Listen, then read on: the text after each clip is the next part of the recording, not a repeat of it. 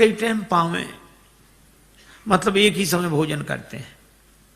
उनका तरीका क्या था, अपने हाथ से बनावे, मोटे मोटे टिक्कड़ बनावे और इतना यहां से लेके यहां तक, और इतने टिक्कड़ महाराज खा जाए और वहीं पड़ रहे, गीली साफी करके पेट पर डाले रहे, एक ही टाइम पावे। अरे भैया, हमारे गुरुदेव कहते थे भय, भोजन और नींद जितनी बढ़ा लो बढ़ जाएगी, और जितनी कम करना चाहो कम हो जाएगी।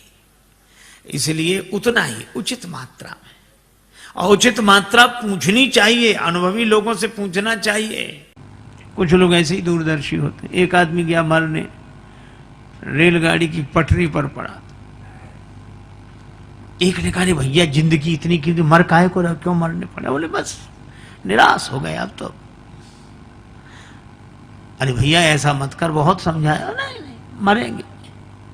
तब तक देखा कि सिराने इतनी रोटियां रखे, तो उसने पूछा रोटियां काहे को रखे? बोले वाह इतना भी नहीं जानते, रेल अगर लेट हो गई तो भूखों मरेंगे क्या? कुछ लोग ऐसे भी दूरदर्शी होते हैं। ये राजा कह रहे हैं कि हमने जानबूझकर धनुष नहीं तोड़ा, दंभी नीति की भावई। दंभी राजा बोले हम तो जानते थे कि धनुष तोड़ने के बाद यही नौबत आएगी, इसलिए हमने जानबूझ के धनुष नहीं तोड़ा। जब नन्हे से राजकुमार राम जी धनुष तोड़ सकते तो क्या हम धनुष नहीं तोड़ सकते थे? लेकिन यह हमारी दूरदर्शिता है।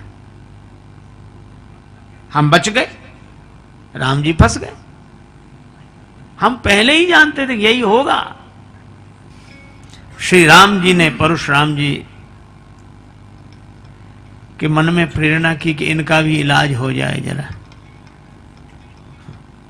तो इलाज कैसे हुआ? परशुराम जी बोले सो बिलगाई बिहाई समाजा, न तुम्हारे जय हैं सब राजा। नहीं तो जितने राजा हैं हम सबको मार डालें। धनुष तोड़ने वाला सभा से अलग हो जाए या सभा उसे अलग कर दे, नहीं हम सबको मार डालेंगे। अबे राजा भी घबराए कि धनुष का धनुष नहीं टूटा, मरे और जा रहे हैं। धनुष तोड़ के मरते तो नाम होता कि साहब धनुष तोड़ के मरे हैं। एक ने कहा हमने तो पहले ही कही थी कि घर चलो, तुम ही बैठे रहे यहां। बेचारे जनक जी तक कह रहे थे तजवास निज निज गृह जाहो। लक्ष्मण जी को लगा कि गुरु जी अच्छे देश में ले आए, यहां धनुष के अलावा और कोई चर्चा ही नहीं होती। थोड़ी देर पहले एक महापुरुष नाराज हो रहे थे कि धनुष क्यों नहीं टूटता, किसी से नहीं टूटता, और टूट गया तो दूसरे महापुरुष नाराज हो रहे हैं किसने तोड़ा और क्यों तोड़ा। जब पहले कोई नहीं तोड़ रहा था तो नाराज हो रहे थे पहले महापुरुष के, क्यों नहीं टूट रहा, और कोई नहीं तोड़ पा रहा है, और तोड़ दिया तो दूसरे अरे क्यों तोड़ा और किसने तोड़ा। तो यहां ये धनुषई की बात होती और कोई बात नहीं होती।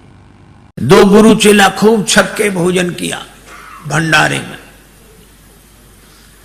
अब तोन पर हाथ फेरते हुए गुरुजी ने कहा कि बेटा खड़ाऊ कहां रखी है देख, नीचे हम देख नहीं सकते। चेले की भी वही हालत थी। बोले गुरुजी ऊपर तो सब जगह देख ली, अब नीचे हो तो हो। अरे इतना काहे को। एक गुरुजी को आदत थी उनका कोई चरण दबाए तो सो जाते। दबाने वाला सोचे कि ये मना तो कर नहीं रहे, तो ये मना करें तो हम जाएं, तो उसने सोचा ये सो जाएं तो जाएं, पर उनकी आदत थी जैसे कोई जाता तो फिर जाग जाते। तो एक बार क्या हुआ, एक शिष्य चरण दबा रहा था उनका, तो चरण दबाया शिष्य ने तो वो सो गए तो बड़ी देर हो गई तो शिष्य उठकर चल दिया। जैसे ही चला तो आंख उनकी खुल गई, तो तुरंत बोले हाँ बेटा तुम्हारे घर में और कौन कौन है। तो उसने कहा कि माता पिता और हम लोग 4 भाई हैं। अब ये सुनता कौन, तब तक और सो गए। थोड़ी देर फिर उसने, शिष्य ने देखा कि अब ये सो गए तो फिर जाएं हम। तो वो जैसे ही उठकर जाता वैसे ही जाग जाते। हाँ तो कितने भाई हो? तो उसने फिर कह दिया कि 4, पर वो उत्तर सुनने के पहले ही सो जाते थे। और जैसे उठकर चले तो जाकर फिर पूछते, हाँ कितने भाई हो? तो शिष्य उत्तर देते देते थक गया, कब तक कहे कि 4 भाई हैं। जब चौथी बार भी उन्होंने यही पूछा कि हाँ तो कितने भाई हो, सो चेला बोला, गुरुजी अब तक तो 4 हैं, सवेरे तक 3 बचेंगे।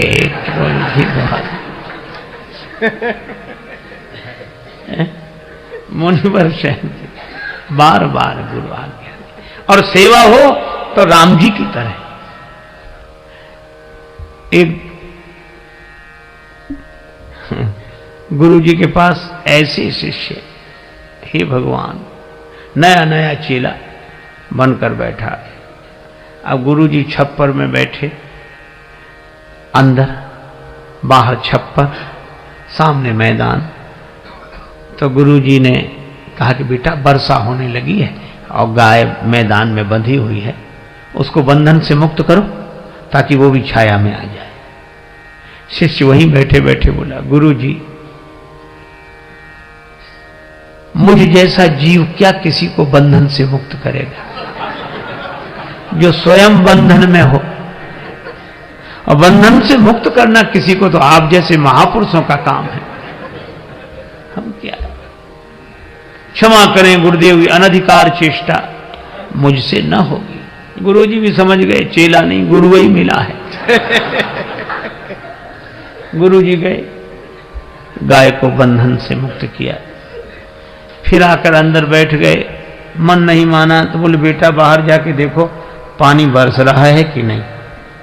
चेला बोला, गुरुजी ये बिल्ली बाहर से ही आई है जो आपके पास बैठी है, इसके शरीर पे हाथ घुमाओ, गीली हो तो समझ लो पानी बरस रहा है, सूखा हो तो समझ लो पानी बरसना बंद हो गया है। गुरुजी फिर चुप रह गए। रात को सोने लगे तो कहा ये दीपक जल रहा है, इसको बुझा दो। चेला बोला, गुरुजी सर्दी बहुत है, कौन उठे, आप तो रामायण की बात मानो, मुंह दिए नयन कतहु को नाई, आंख बंद कर लो, बुझाई समझाओ। गुरुजी सरल स्वभाव के थे, कुछ नहीं बोले, चलो ठीक। दूसरे दिन सवेरे सवेरे एक भक्त लड्डू लेकर आया, 1 किलो लड्डू, भगवान को भोग लगाओ, सबको बांटो। तो गुरुजी ने भगवान को भोग लगाया। उस चेले से कहा कि बेटा भगवान का प्रसाद लेगा? तो हाथ जोड़कर बोला, गुरुजी मैंने 3 आज्ञाएं नहीं मानी हैं, अगर